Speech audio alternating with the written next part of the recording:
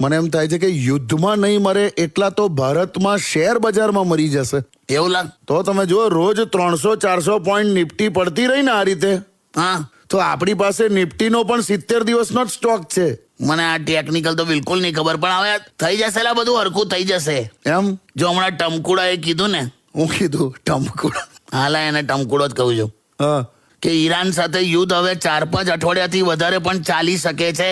પણ પછી શું થશે? પછી એની આદત પડી જશે લા. હે આ રશિયા યુક્રેન નું ચાલે જ છે ને, પડી ગઈ ને આદત આપણને. લા હવે છે ને આ યુદ્ધ એકતા કપૂરની સિરિયલ જેવા ચાલે છે લા. કશું કહેવાય નહીં ટમકુડાનું. ખરેખર હા? હમણાં ધૂળેટી વખતે હું ગુલાબી કલર લેવા ગયેલો, હા તો દુકાનદારે મને અલગ અલગ ભાવ કહ્યા.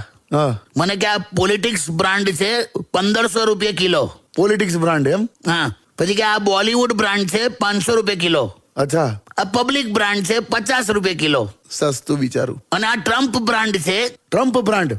હા, ખાલી 500 ગ્રામના 5000 રૂપિયા. અલા કેમ, એમાં એવી શું ખાસિયત?